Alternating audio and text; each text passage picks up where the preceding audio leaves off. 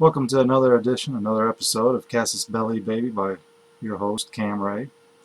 In this episode, we're going to look at something a little bit different. We're going to look at we're going to turn to the Bible, not in a spiritual sense, not in a religious sense. But we're going to look at the Bible from a military historical sense, something that is often overlooked. And I figure it'd be best to start this off with the biblical patriarch known as Abraham. And his story is very, very interesting if you look at it from a military and political point of view. So let's start. Abraham. It begins with Abraham. What do we really know about Abraham? Well, it was written in Genesis that his birth name was Abram, before God changed his name to Abraham, and that he was the son of Terah. Additionally, we can conjecture that he was born sometime during the 20th century BCE and dwelt in the land of Ur, commonly referred to as Ur III by historians. A Sumerian city-state at one time, Ur expanded its territory substantially in the 22nd and 20th century BCE, and it was where the ruling dynasty was located. We can assume that Terah moved the family into the land of Ur, possibly from Haran, due to the cultural religious connection. While this is beneficial, the possible reason for Terah's uprooting his family was due to an economic boom taking place in Ur. During the time of Abraham's stay, Ur was, for the most part, prosperous, but that didn't last long. It never achieved its full potential. Then, for economic reasons, the family patriarch Terah decided to move. According to Genesis, Abraham, his wife, and Lot, Terah's grandson, went with him on their journey to Canaan, but eventually stopped at Haran before they embarked towards Canaan. Terah died. Still, a question is unanswered. Who are the people who journeyed to and fro? Who are these people that journeyed to and fro? Origins of the Hebrews. This might get a little controversial for some. To find our answer, we must look to the book of Joshua. After many years had passed since conquering much of the land of Canaan, Joshua, old and weary, summoned the tribal elders and chiefs to a meeting. While the passage is a reminder of their history and the God they swore allegiance to, it provides some interesting information concerning the origin of the Israelites. Quote, "And Joshua said unto all the people, Thus saith the Lord God of Israel, Your father dwelt on the other side of the flood in old time, even Terah, the father of Abraham, and the father of Nechor. And they served other gods. And I took your father Abraham from the other side of the flood, and I led him throughout all the land of Canaan, and multiplied his seed, and gave him Isaac." The book of Joshua mentions that their ancestors originated east of the Euphrates River. It was their ancestor Abraham who journeyed west, crossing the Euphrates and settling in the land of Canaan. Abraham was not an Israelite, but he was a Hebrew.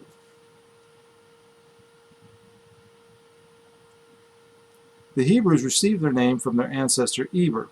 However, this is problematic. Eber had two sons, Peleg and Joktan. Joktan had many sons, but none of them were called Hebrews. The same could be said for Abraham's firstborn Ishmael. Abraham's second son Isaac and his grandson Jacob are generally considered Hebrews, while Isaac's second son Esau is not referred to as a Hebrew. The term Hebrew it's used lightly and does not generally designate the descendants of Abraham and Isaac. Thus, the term is limited to those who descended through Jacob. This raises a question. Why were the Israelites called Hebrews? The answer is that they may have been Habaru.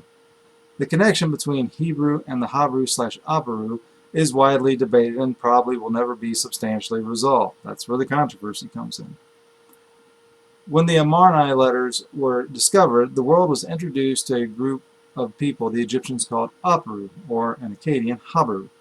The Habru were described as a group of Asiatics wandering about the Levant, much like the Hebrews. Now, equating Abraham as a Habru/Aparu due to being called a Hebrew is a problem. While it is possible to equate the two, we encounter problems. The first issue is that when Abraham was living in the land of Ur, he was dealing with the Sumerians. The Sumerians were the first to mention this group as the Sagaz. I'm pronouncing it right, I have no idea. Maybe there's a person who speaks Sumerian who can correct me. as far back as 2500 BCE. Hittite texts also refer to them as Sagaz. Texts found at Bog Hazkoi, if I'm pronouncing that right, in Anatolia uses both names, Habru and Sagaz, interchangeably. The term also is associated with the Akkadian Habatu, which means plunderer or robber, or Sagasu, murderer. At Marai, the Habru are present, particularly employed as soldiers, and are not referred to as Sagaz. The Sagaz were not described as pastoral people. Instead, Sagaz means one who smashes sinews. This is typically in reference to a small band of soldiers who are employed as local mercenaries. In one sense, Abraham's family were not Sagaz according to the description in the Bible. However, the Bible is silent concerning the skills of Abraham's family while in Ur. Later in Genesis, we read that Abraham owned herds. Many people traveled with him, and he was able to wage war when needed. It becomes apparent that the family business was in herding and possibly providing security. Because of the descriptions provided, one could say Abraham was affiliated with the Sagaz. It is obvious that not all Sagaz were pastoral and not all were mercenaries.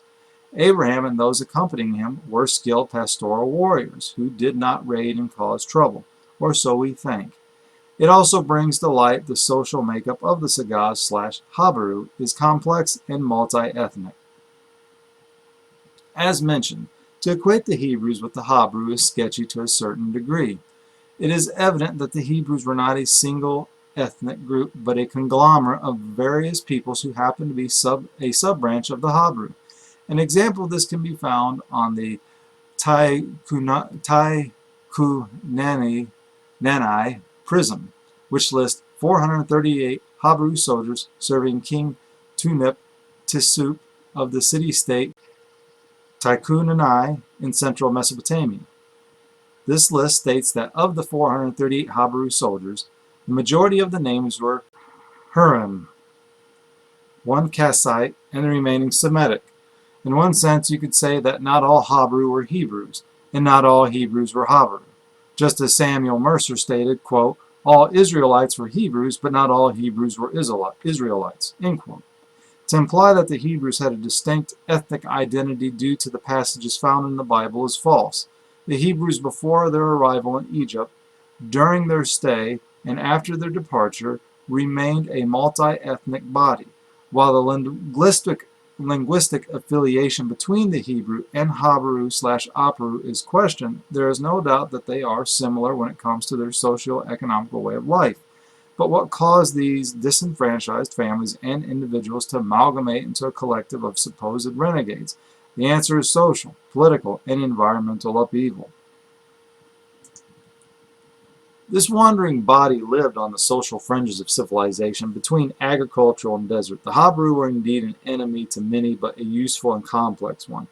The philosopher Martin Buber states, quote, they are people without a country, who have disassociated themselves from their natural connections and unite in a common journeys for pastures and plunder. Semi-nomadic herdsmen they are, or freebooters, if opportunity offers, end quote. While it's well documented that the Habru were viewed as landless undesirables who at times served as mercenaries in the military ranks throughout the Near East and Egypt, it was their civil skills that are often overlooked and most desired. While it is tempting to correlate the Habru with the Bedouin, it would be incorrect. The Habru traveled in much larger groups, and their social structure was complex. They were highly skilled pastoral people who were tenders of cattle, vintners, stonecutters, stock breeders, agriculturalists, merchants, construction workers, skilled government employees, and fishermen. Norman K. Gottwald describes the Hebrews in this way, quote, they were a people settled in the irrigated regions of Goshen, where they gardened, fished, grazed flocks and herds, their sheep and goats being taken into the steppe during the winter rains, end quote. Therefore, there is no question that the Habru bands of the Near East were a landless conglomerate of ethnicities. What many overlook is the fact that they were a traveling division of labor that offered valuable skills and services to those who were willing to rent them land. The description provided of the Habru social makeup are quite similar when one reads about Abraham in the Bible. Abraham's rescue of Lot. It all starts over grazing lands. Both Lot and Abraham had flocks and herds, and when they came to a piece of land that could not sustain both their flocks and herds, arguments broke out among the herdsmen working for them. Lot, Lot decided to leave and head east into the fertile plains of Sidon and establish his tent before Sodom, while Abraham stayed in Canaan and moved to the plain of Mamre, which is in Hebron. After some years had passed, a group of refugees brought news to Abraham that the armies of Mesopotamia had marched on Sodom. A great battle took place, and Lot had been captured afterwards. This brings us to a few questions asked. What caused the armies of Mesopotamia to occupy the cities of the Jordan River plain? Who were these rulers, and what was their objective? The Bible is silent concerning the Mesopotamian invasion of Jordanian land. However, this should not stop us from trying to figure it out. Why would a vast army from a collection of nations invade the region? The answer is instability. With the absence of a foe strong enough to challenge them, the armies of Mesopotamia marched in, almost unopposed, confiscated untapped resources, and expanded their political influence throughout the region. The leaders involved were Amraphel, king of Shinar, Arioch, king of Eleazar, Kedorlaomer, king of Elam, and Tidal, king of nations, or Umamande. These four made war with the 5 kings of the plain. These kings were Bera, king of Sodom, and with Birsha, king of Gomorrah, Shinab, king of Admah, Shemiba, king of Zebom, and King Bela, which is Zoar. What can be gathered, given the timing of the event, is that the power in charge of this operation is none other than the Mesopotamian Empire of Ur-3. The king responsible for mobilizing and executing the operation may have been none other than Amraphel of Shinar, Sumer, otherwise known as King Amar-Sin of Ur. Amar-Sin ruled Ur for 9 years, from 1834 to 1826 BCE. During his reign, Ur achieved the highest economical production, which allowed for the continued construction of public buildings. When it came to controlling his empire, instead of stationing military troops throughout the imperial state, Amar-Sin decided it would be best to use peaceful and constructive social economic incentives to extend the revamped Sumerian city-states on the outer edges. Amar-Sin established ensign or governors who enjoyed almost complete independence, such as the city-states of Mari and Ashur, to name a few. Ensigns, for the most part, were natives of the area they controlled. Amar-Sin's policy not only encouraged local cultural development, but also cemented the imperial structure by doing so. With such freedom came economic and social creativity.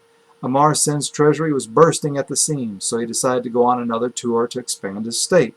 During his 9 years, he conducted war in the northeasterly districts, but when it came to how far he, like his father, Shugai, if I'm pronouncing it right, expanded the state, the extent remains hazy. What can be identified is that Mari and Elam were within the sphere of Ur's influence by a policy of matrimonial alliances introduced by his grandfather Namu at Mari. Such alliances allowed Amar-Sin to utilize their armies for political and economic expansion by force. After 12 years had passed, Sodom, Gomorrah, Admah, Zebom, and Zoar said no more. They grew tired of paying tribute to Amar-Sin and knew that war was inevitable once they quit. King Amar-Sin, angered over the news, mobilized his forces, leading his army to push the people in eastern Canaan, western part of Jordan, was the king's extortionist king Kedorlaomer of Elam, according to the Bible, but also identified as King Kutar, I guess, Lagamar, loyal vassal of Amar-Sin. In the spring of the 14th year, the armies of Ur marched out. The number of troops partaking in this military operation may have been around 10,000, perhaps a bit less. As Kedorlaomer's armies moved from north to south, they would have taken the King's Highway along the east side of the Jordan River in the hill country to reach their targets that dotted the plateau. The first phase of Chedorlaomer's campaign focused on attacking the kings of the valley because that was too risky. Was not focused not on attacking the kings of the valley because that was too risky. Rather, he focused his attack on those who were their vassals or allies to the east. Chedorlaomer chose this strategy to knock out the eastern allies of the kings, securing his eastern flank with the desert. He could then focus on neutralizing all potential threats to the south. Chedorlaomer struck and laid waste to many cities during his rampage. He continued to push into Mount Seir of the Horites and continued until he reached El Paran at the edge of the desert. There are two possibilities as to why Chedorlaomer stopped there. The first reason, from a military perspective, is obvious. It's the desert. To proceed any further spelt disaster. If not the desert, then it has to be political.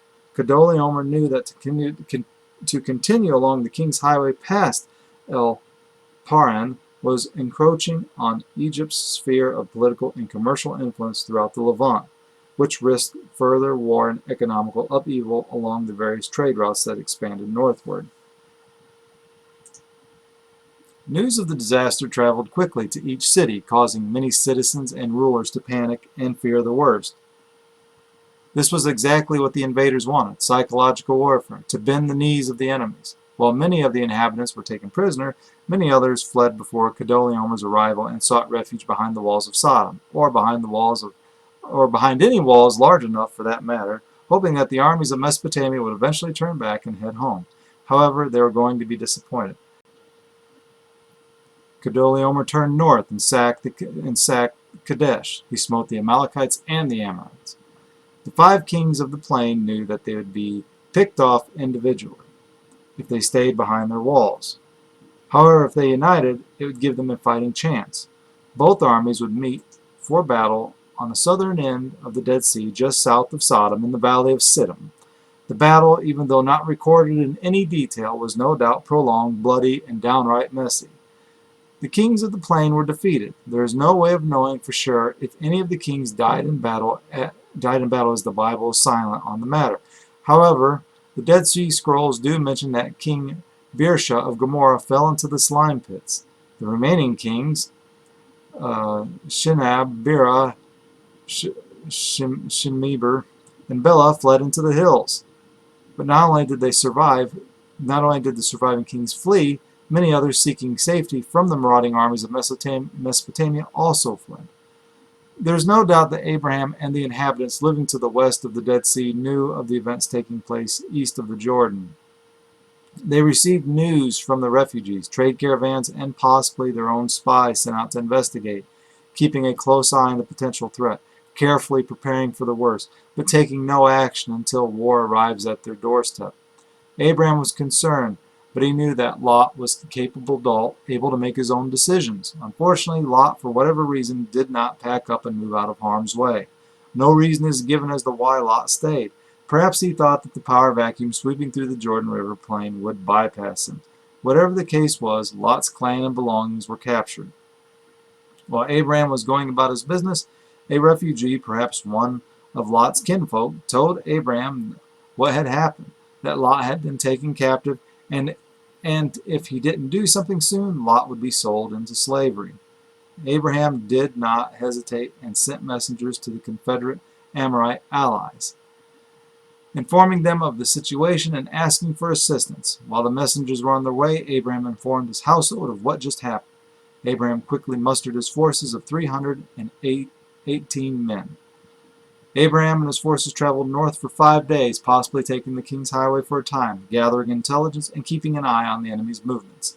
Eventually the enemy encamped near the town of Laish, Dan, while the armies of Mesopotamia continued their victorious celebration. Abraham kept a watchful eye on the festivities, keeping track of the guards, their movements, and perhaps collecting information on the exact location of where the prisoners and loot were held from the people not aligned with the army who were able to come in and out of the encampment. Abraham waited for many hours, allowing the alcohol drunk by the enemy to take full effect before storming in.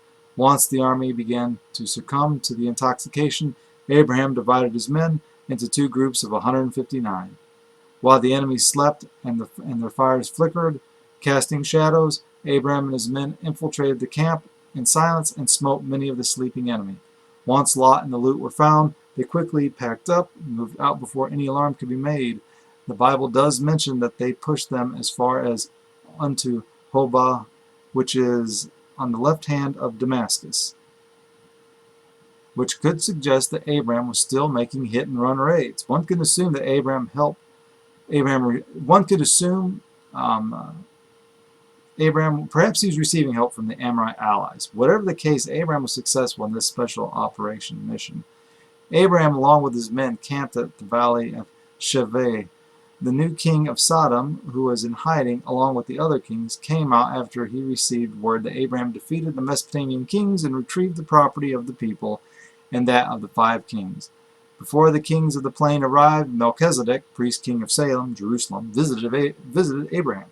Melchizedek, who had no part in the war, recognized kindness when he saw it and came out to Abraham and his men, bringing food and drink. Melchizedek thanked Abraham and blessed him for his good deed. Abraham, seeing the sincerity of Melchizedek, responded to the priest king by giving him a tithe, while Melchizedek responded with hospitality, wanting nothing but to say thank you. The king of Sodom was rather political in his approach. He didn't say thank you or offer food and drink. Instead, the king of Sodom wanted to strike a deal. He offered all the loot to Abraham, as long as he returns the people to the king. The problem with this is that the Mesopotamian kings captured the people and looted the cities of the plains.